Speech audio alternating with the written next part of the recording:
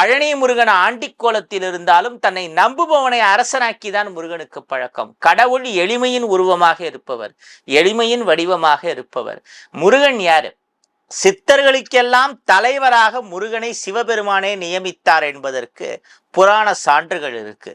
அந்த சித்தர் நிலைக்கு முருகன் போறப்போ பால தண்டாயுத பாணியா தவக்கோலத்துல அவர் இருக்கிறப்போ கோமணத்துல தான் இருக்க முடியும். அந்த நேரத்துல ராஜ அலங்காரத்தோட இருக்க முடியாது.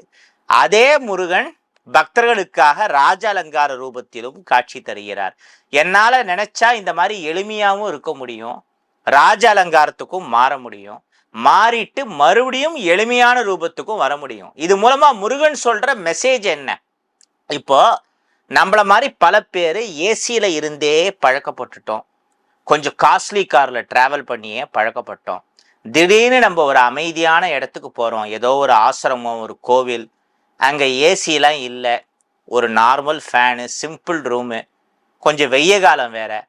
அங்கே ஒரு 5 நாள் 10 நாள் உங்களால் அந்த அட்மாஸ்பியரில் சந்தோஷமாக இருக்க முடியறதுன்னா, எப்போதும் அதே அட்மாஸ்பியரில் இருக்கிறவனுக்கு அந்த அட்மாஸ்பியரில் இருக்கிறது பெரிய விஷயம் இல்லை.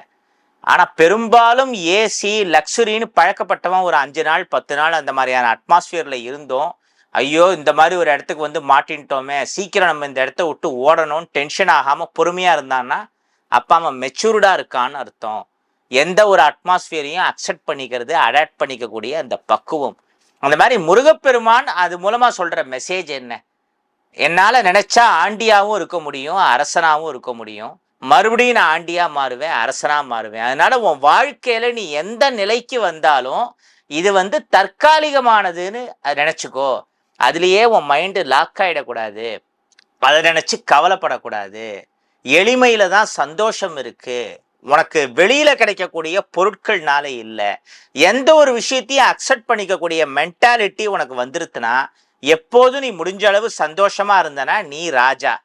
இதைத்தான் முருகன் ஆண்டியாகவும் அரசனாகவும் மாறி மாறி நமக்கு வந்து சொல்ற.